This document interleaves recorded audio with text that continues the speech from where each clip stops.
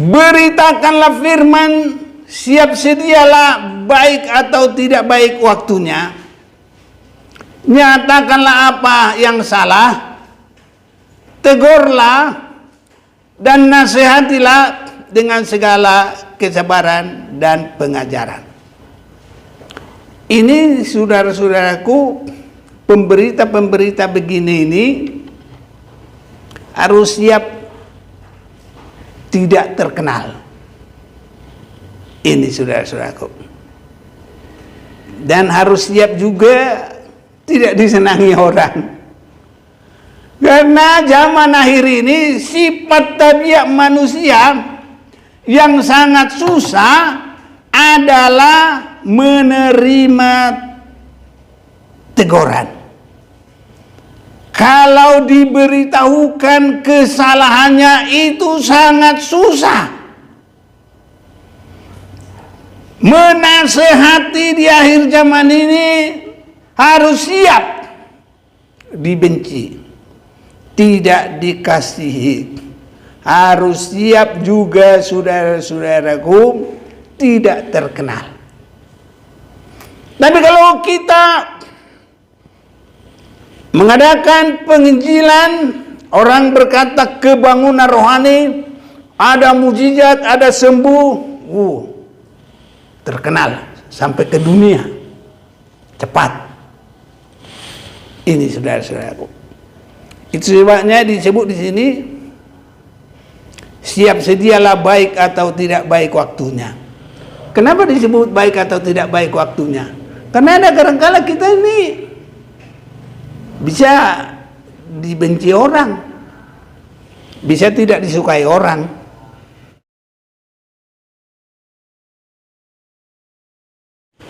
Saya sampaikan salam kasih dalam Tuhan kita Yesus Kristus bagi kita semuanya, yang oleh kemurahan Tuhan kita diberi kesempatan beribadah pada saat malam hari ini.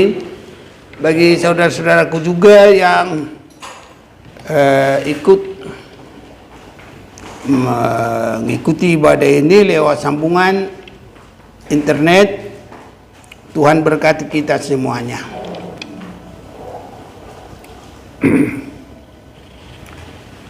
Saya akan mengajak kita memperhatikan firman Tuhan dari kitab Wahyu pasal yang ketiga.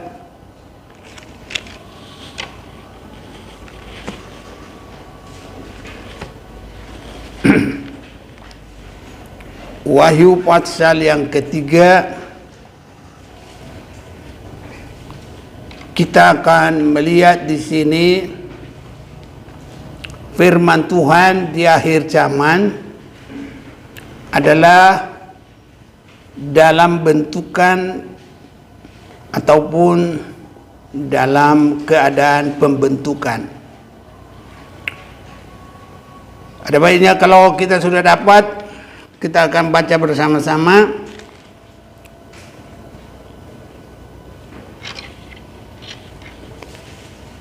Wahyu pasal yang ketiga ini, ayat yang ke-19. Sudah kita dapat, mari kita baca bersama-sama. Atau saya baca dulu, yang kedua kali kita baca bersama-sama. Barang siapa ku kasihi, ia ku tegur dan ku hajar. Sebab itu relakanlah hatimu dan bertobatlah. 1, 2, 3. Barang siapa ku kasihi, ia ku tegur dan ku hajar. Sebab itu relakanlah hatimu dan bertobatlah. Saudaraku, kitab Wahyu ini, inilah firman Tuhan yang terakhir dari Yesus Kristus. Ini khususnya saudara-saudaraku menjelang hari yang paling akhir. Jadi firman Tuhan itu pertama dalam bentuk ajakan keselamatan. Ini pertama. Dan kalau untuk ini menyenangkan saudaraku. Dan ibarat kita minum, ini minum susu, jadi nggak ada susah-susah, tinggal gelek-gelek masuk. Ini saudara-saudara yang kasih. Bahkan di dalam pemberitaan keselamatan selalu disertai dengan mujizat-mujizat. Yang sakit disembuhkan, yang susah dihibur, terjadi pemeliharaan. Bagaikan 5 roti, 2 ikan, memelihara 5.000 orang makan. 5.000 laki-laki, belum perempuan, belum anak-anak. Senang saudara-saudaraku yang kekasih. Tapi itu belum cukup penyampaian firman Tuhan. Dan banyak orang di mana-mana ini yang selalu disenangi. Ini yang selalu disenangi. Tetapi saudaraku, gereja untuk mengakhiri perjalanan menyongsong Tuhan dan untuk meningkatkan pengalaman di dunia, itu memasuki kerajaan 1000 tahun, maka firman Tuhan harus ditingkatkan. Ini yang namanya firman pengajaran yang keras, menghajar, menegur. Barang siapa ku kasih, ya ku tegur dan ku hajar. Sebab itu relakanlah hatimu dan bertobatlah. Ini firman yang terakhir dan sebagai jembatan untuk memasuki, siap bertemu dengan Tuhan. Nggak ada jalan lain. Dan untuk memasuki kerajaan 1000 tahun. Banyak dari orang Kristen, kalau sudah Kristen, ada mujizat, ada pertolongan, cukup makan, cukup minum, dia pikir itu sudah selesai. Belum. Ada kalanya begini, kita sangat senang orang banyak jadi orang Kristen. Tapi jadi orang Kristen itu belum tentu dibaharui, belum tentu masuk dalam pertobatan, apalagi di dalam pembentukan, belum tentu. Itu sebabnya kadang-kadang kalau orang tidak mengerti, kalau ada orang pindah agama, dia pikir itu sudah hebat. Memang itu karunia Tuhan yang luar biasa. Tapi tetap itu semua baru permulaan perjalanan kekristenan.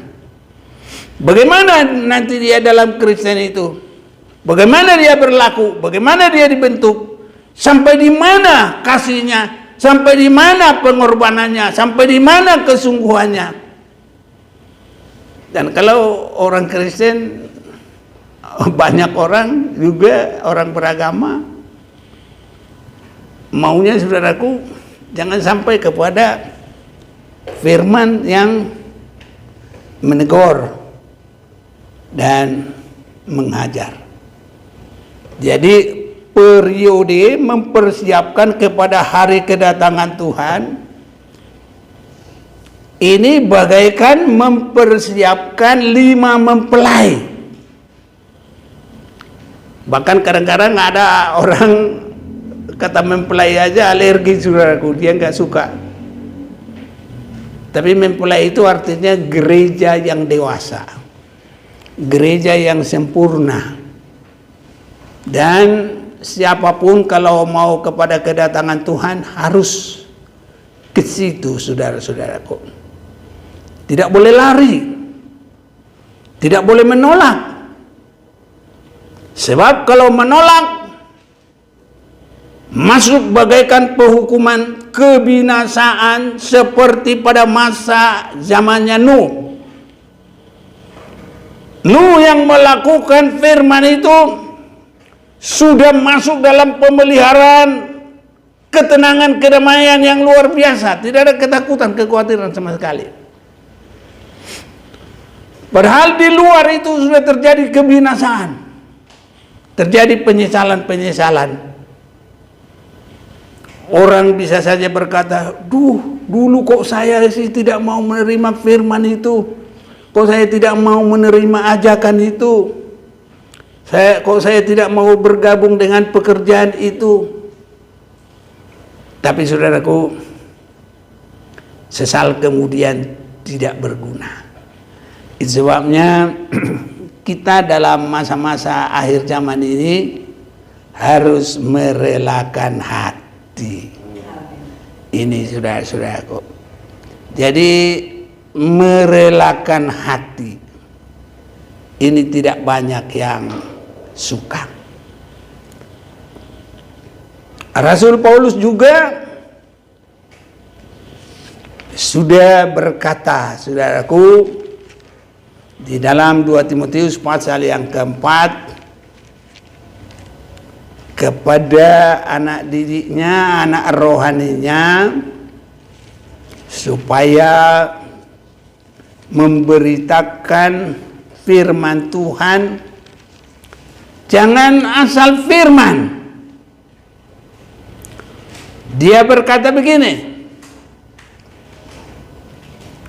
beritakanlah firman, siap sedialah baik atau tidak baik waktunya. Nyatakanlah apa yang salah, tegurlah dan nasihatilah dengan segala kesabaran dan pengajaran. Ini saudara-saudaraku, pemberita-pemberita begini ini harus siap tidak terkenal. Ini saudara-saudaraku. Dan harus siap juga tidak disenangi orang. Karena zaman akhir ini sifat tabiat manusia yang sangat susah adalah menerima teguran. Kalau diberitahukan kesalahannya itu sangat susah. Menasehati di akhir zaman ini harus siap dibenci, tidak dikasihi. Harus siap juga saudara-saudaraku tidak terkenal. Tapi kalau kita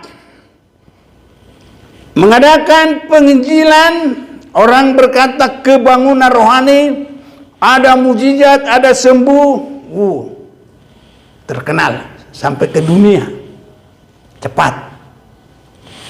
Ini saudara-saudaraku. Itu sebabnya disebut di sini, siap sedialah baik atau tidak baik waktunya. Kenapa disebut baik atau tidak baik waktunya? Karena ada kadang-kala kita ini bisa dibenci orang, bisa tidak disukai orang. Di situ tidak baiknya saudara-saudaraku. Ya. Aturan saudaraku, orang mau terima kita di rumahnya, jadi bisa-bisa jangan. Masa dia firman, pengajaran, teguran, diberitahu kesalahan. Di akhir zaman ini banyak sekali tidak mau saudaraku.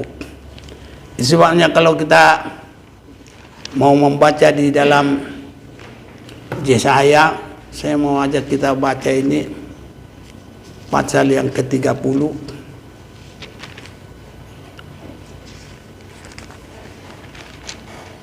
Yesaya pasal yang ke-30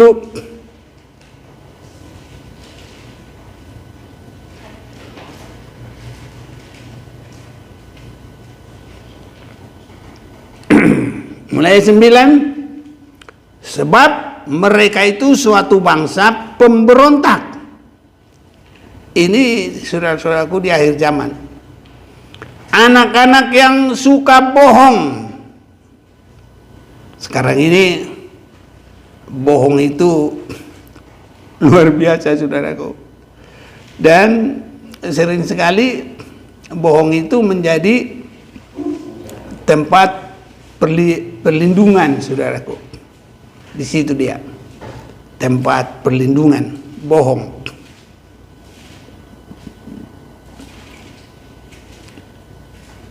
Ayat yang tadi saya baca sekarang 9 ya. Anak-anak yang suka bohong, anak-anak yang enggan mendengar akan pengajaran Tuhan. Kalau yang enak-enak, dongeng-dongeng, cerita-cerita yang membangkitkan manusia, itu memang baik, tapi belum ke situ sasarannya firman. Itu sebabnya, saudaraku, saya yakin kita semua adalah yang dikasihi Tuhan. Amen. Kalau bukan yang dikasihi Tuhan, kita nggak berani dengar, nggak suka. Sama saja, saudaraku, tadi nggak suka. Tapi kalaupun ada firman yang sering menuduh kesalahan, oh masa itu, itu buktinya kita kekasihnya Tuhan, saudaraku. Jadi kekasih Tuhan atau tidak, buktinya di situ. Dan sifat manusia itu, kalau sudah diberitahu kesalahannya, marah. Kalau ditegur, marah. Kalau dinasehati, marah. Karena merasa dia paling benar, dia paling pintar, dia paling berpengalaman, dia paling banyaklah palingnya dalam pikiran dia. Ini saudara-saudaraku. Dan nanti apa yang dia bilang? Kalau dia nggak suka pengajaran Tuhan, yang menegur, yang mengajar, yang menunjukkan kesalahan, dia mengatakan, yang mengatakan kepada para tukang tilik. Tukang tilik ini yang memperhatikan, saudara-saudaraku, hidup jemaat itu sama dengan arah daripada kalau kita menyanyi, selidiklah kehendakku ya Allah. Apa artinya ini? Tuhan jadi penilik, dia penyelidik, selidik hatiku, tilik ini. Tapi orang berkata apa? Jangan lihat bagi kami hal-hal yang benar. Nah, di akhir zaman ini banyak ini. Kalau yang kebenaran kita sampaikan, nggak banyak yang suka, saudara-saudaraku. Tapi kalau apa yang semu, nah ini, jangan lihat bagi kami hal-hal yang benar, tetapi katakanlah kepada kami hal-hal yang manis. Ini saudaraku, lihatlah bagi kami hal-hal yang semu. Ini, jadi nanti kedagingannya itu nggak bergeser sedikit pun, nggak bisa masuk surga, karena daging dan darah nggak boleh mewarisi, harus dikikis habis. Makanya saudaraku, anak Tuhan itu harus berani pikul salib, harus berani masuk dari pintu yang kecil, dan harus berani menyangkal diri. Harus ke situ, saudara-saudaraku. Kiranya Tuhan semakin menolong kita. Jalan di akhir zaman tidak bisa dipungkiri, tidak bisa dilewati yang lain. Tidak ada jalan salib, jalan sempit, dan menyangkal diri. Nggak ada jalan lain. Ini saudara-saudaraku, kalau yang semu, yang enak-enak saja, silakan. Tapi nggak bisa masuk, saudaraku. Dia nggak bakal terbentuk. Itu sebabnya kita juga yang kita perhatikan sejauh mana kita bisa menerima teguran, sejauh mana kita bisa menerima nasihat. Apa satu lagi? Teguran, nasihat, pengajaran. Harus itu, saudaraku. Harus siap. Itu jalan akhir zaman. Tidak ada yang lain. Mau lewat mana? Yesus saja harus melewati jalan salib. Nah, itu disebut Via Dolorosa, jalan salib. Nggak gampang, saudaraku. Harus dengan penyerahan, harus dengan kesungguhan. Makanya tadi waktu kita baca di sini, saudara-saudaraku, segala kesabaran dan pengajaran di dalam Wahyu tadi, bertobatlah, dan satu lagi apa?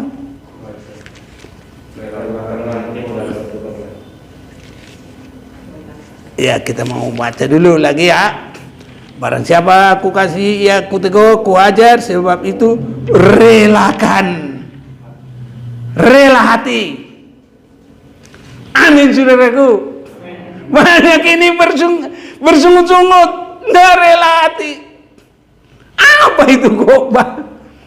Apa itu pendeta? Memang, saudaraku, kalau pengajaran, teguran, nasihat harus siap dibenci, siap tidak terkenal. Tapi tanggung jawab. Kalau nanti orang tidak masuk surga, bagaimana?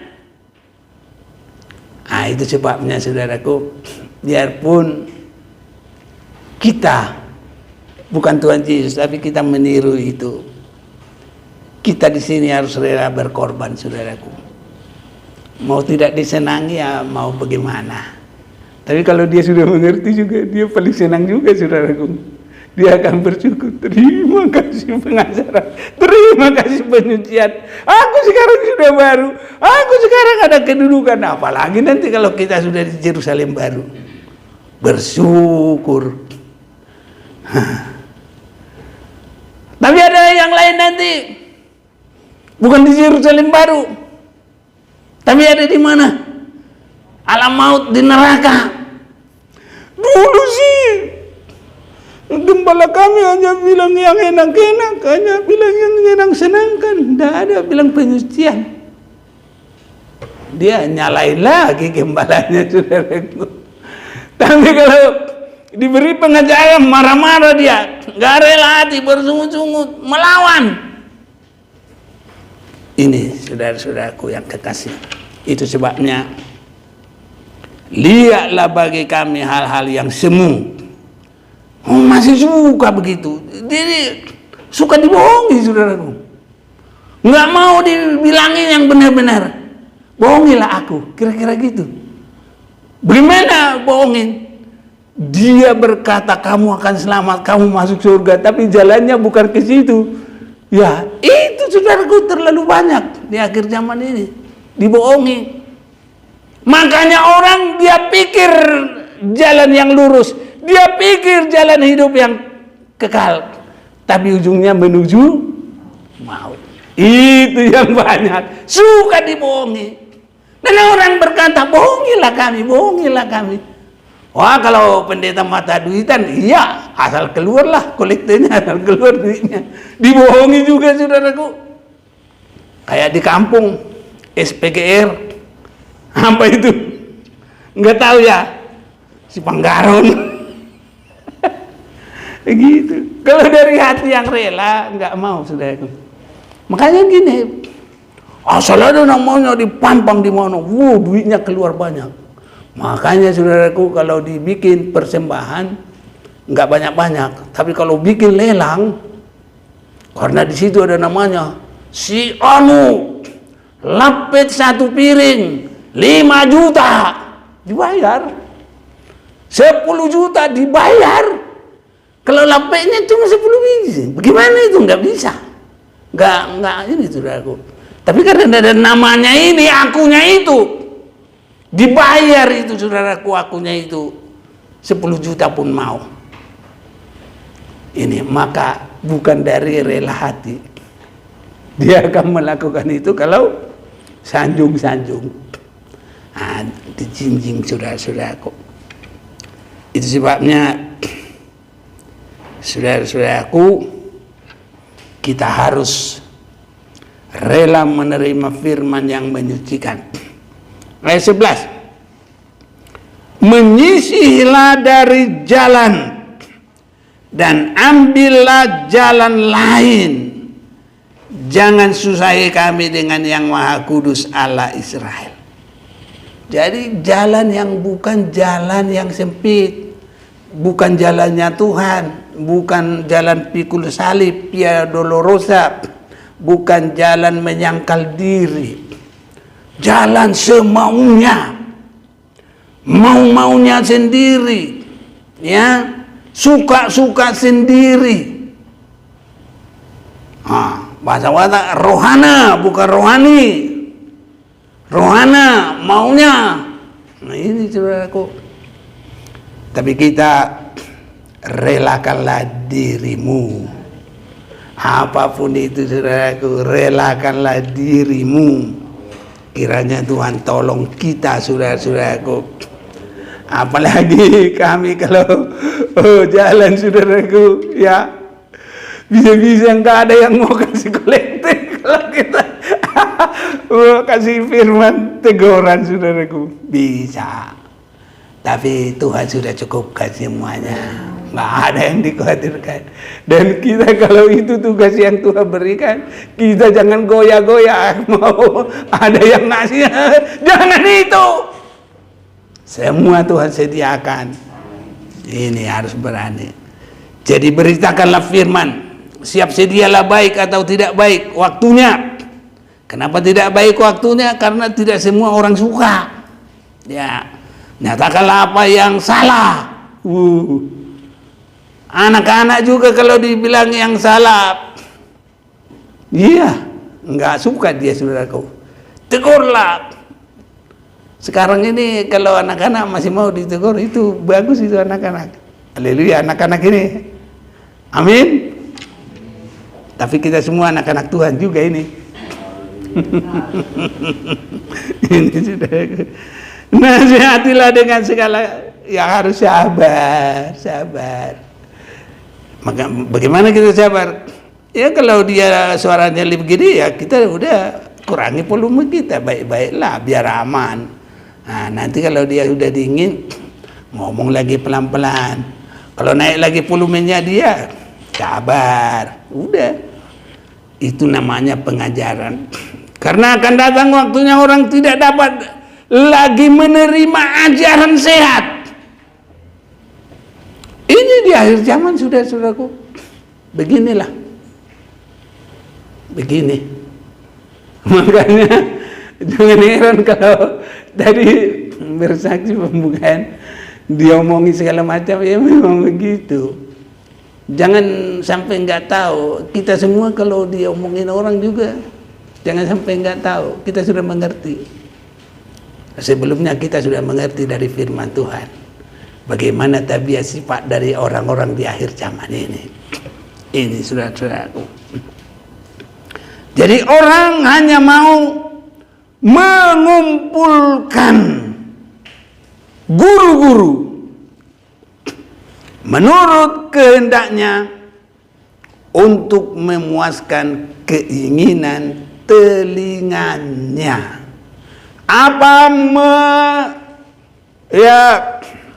Memuaskan telinga, humor-humor, bikin ketawa, cerita-cerita yang menyenangkan hati manusia. Ini saudaraku.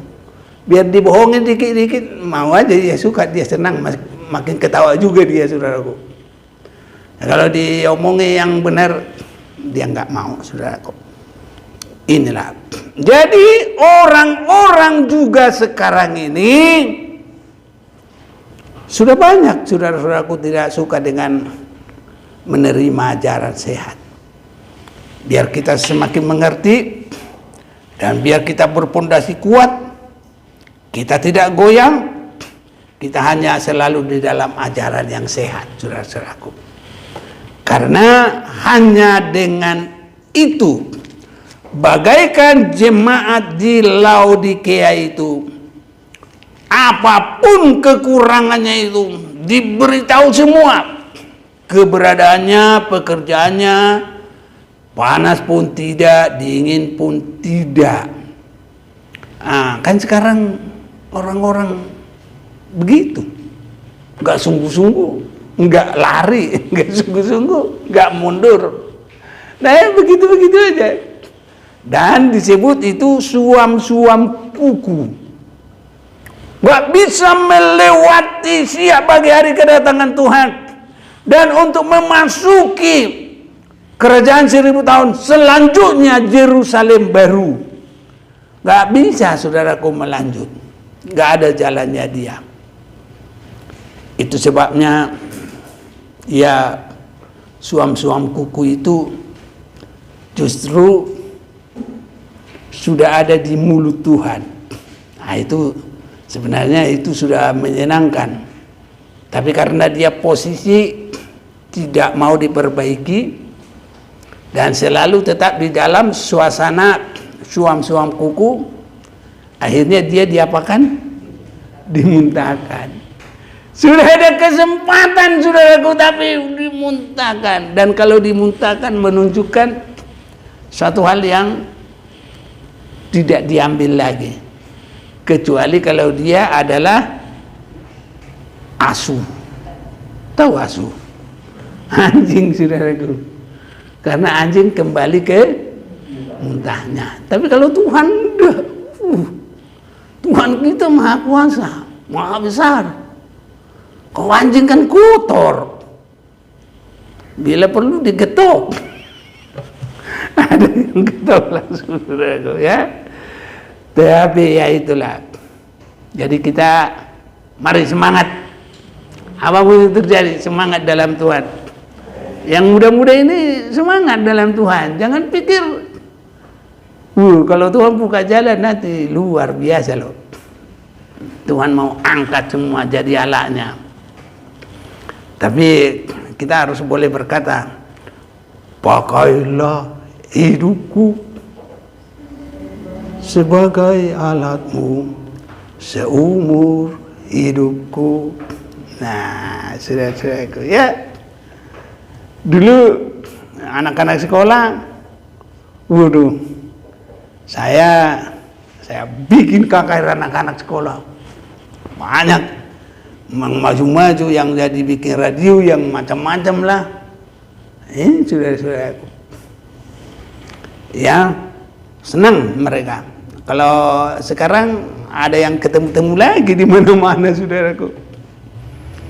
Inilah, jadi yang muda-muda ini kalau mau menyala dalam Tuhan, tidak suam-suam kuku, bersungguh-sungguh, miliki sikap.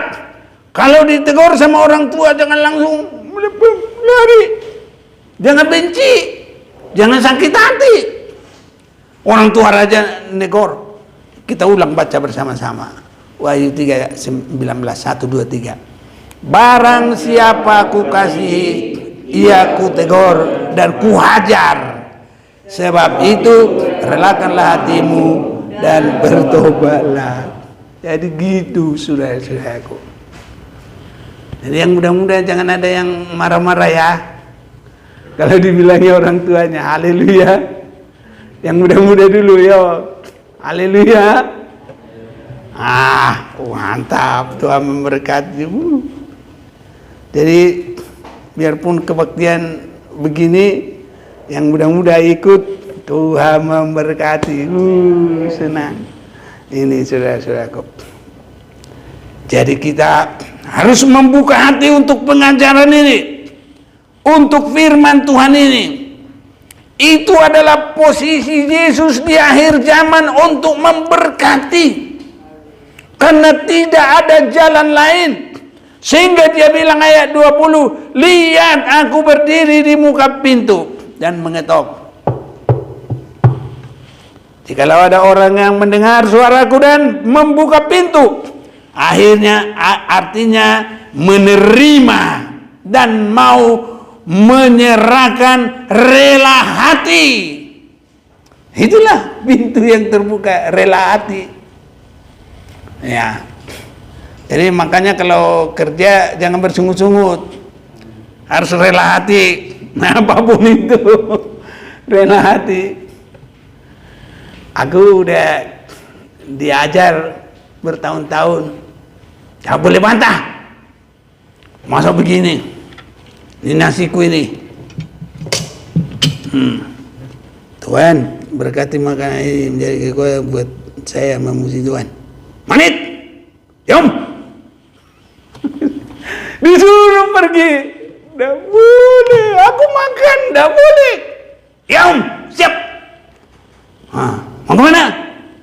Cari kayu. Siap. Ambil sepeda, goyah. Lama saya dibentuk saudara-saudaraku.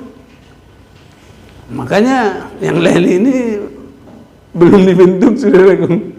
Kalau saya ngomong nggak ada yang suka, marah-marah saudaraku. Kapan dibentuk? Aku sudah pembentukan banyak saudaraku, banyak.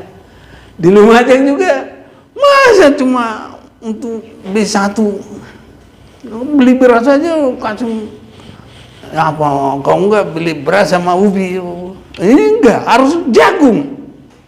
Ini ibu gembala tahu, dia lihat harus jagung.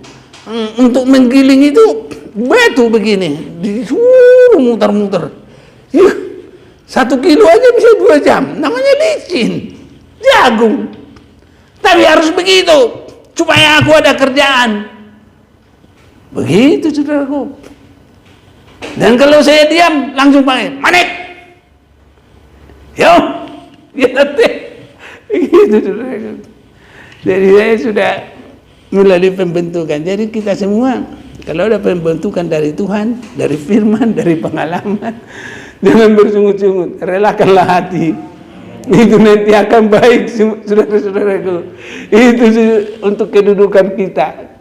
Itu jalan menuju kerajaan 1000 tahun dan menuju Yerusalem baru.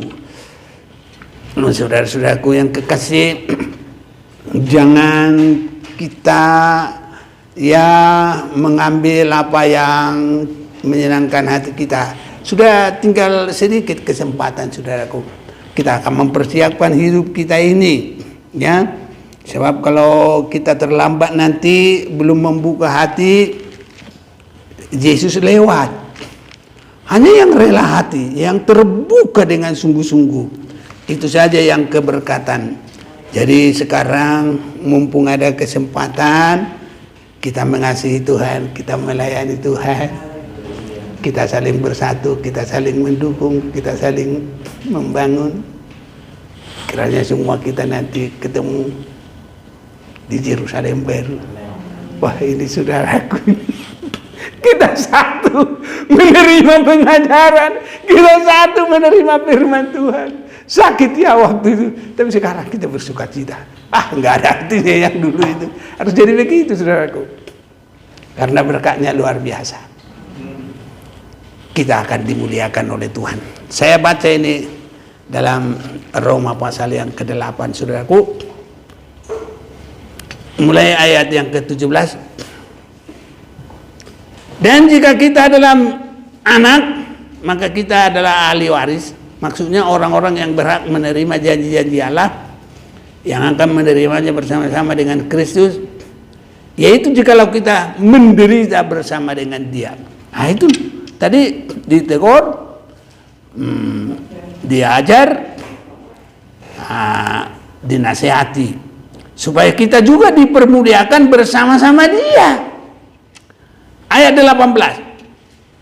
Sebab aku yakin bahwa penderitaan zaman sekarang ini tidak dapat dibandingkan dengan kemuliaan yang dinyatakan kepada kita. Jadi nanti kita akan dimuliakan. Bagaimana kita dimuliakan? Seberapa banyak kita berani membuka hati dan masuk dalam derita itu. Jadi sebegitu. Makanya saudara-saudaraku, firman Tuhan ini hanya bagi orang yang dewasa rohani. Kalau masih kanak-kanak rohani, takut saudaraku. Tuhan jadi dia pikir hantu. Nah, memang begitu saudaraku. Kalau orang tergopoh-gopoh, bilang Tuhan, Tuhan, Tuhan, Tuhan, Tuhan, Tuhan tuh jadi hantu. Jadi banyak orang merasa Tuhan itu hantu, takut. Tapi kalau kita, saudaraku, kita sudah mengerti jalan salib, jalan penderitaan. Itu sebabnya Rasul Paulus berkata, apa yang dahulu merupakan keuntungan bagiku, kira-kira di mana? Filipi 3 mulai ayat 6. Tapi kita nggak usah baca. Nanti kalau baca di rumah boleh. Dan ayat yang ke-10, sama dengan dia di dalam kematiannya, itulah yang saya suka. Amin, saudaraku. Ya, jadi kalaupun saudara-saudara datang jauh-jauh, itu ada berkatnya masing-masing, dicatat oleh Tuhan. Ya, kalau kita hanya enteng-enteng, ringan-ringan, berkatnya ya ringan juga. Tapi kalau semakin, wah, makanya ada kan senam juga begitu. Nilai yang tertinggi karena terlalu banyak kesulitannya, tapi indah. Loncatnya indah walaupun kesulitannya banyak. Tanya begitu. Senam itu nilai tertinggi. Jadi kalau kita banyak menderita karena Tuhan, berkatnya lebih banyak. Atau mau kita baca yang 1 itu 10 itu ya. Oh tadi yang 18 ini sudah ya. Sebab aku yakin bahwa penderitaan zaman sekarang ini tidak dapat dibandingkan dengan kemuliaan yang akan dinyatakan kepada kita. Nah sekarang Filipi pasal yang ketiga ayat 10 saja, saya pendek aja biar kita datang menyembah Tuhan. Filipi pasal yang ketiga ayat 10.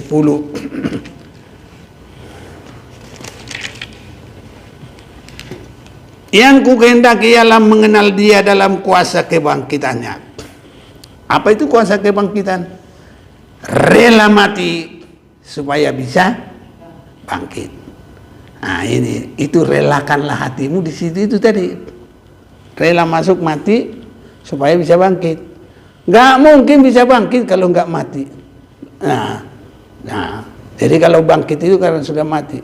Kalau loncat beda lagi, saudaraku. Tapi ini kebangkitan. Kebangkitan itu adalah karena sudah rela mati.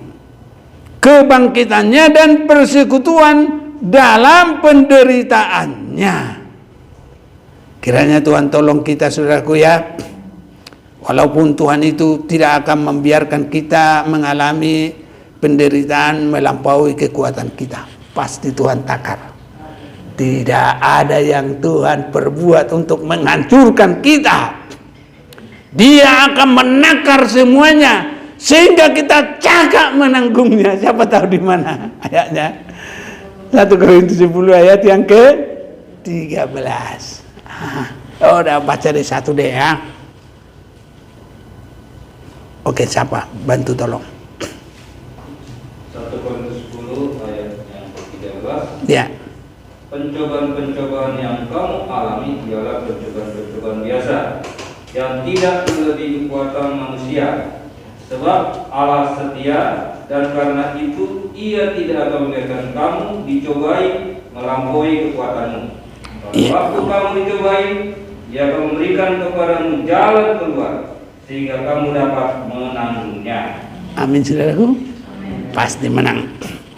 Ayat 10 tadi, yang ku kehendaki ialah mengenal dia dalam kuasa kebangkitannya dan persekutuan dalam penderitaannya, di mana aku menjadi serupa dengan dia dalam kematiannya. Saudaraku, Tuhan akan mengatur semua yang terbaik bagi kita di sini sampai di surga kekal selama-lamanya. Itu sebabnya jangan khawatir, enggak usah kita terlalu mikir ketakutan. Relakan hati, Tuhan pasti memberkati. Mari kita mau datang kepada Tuhan.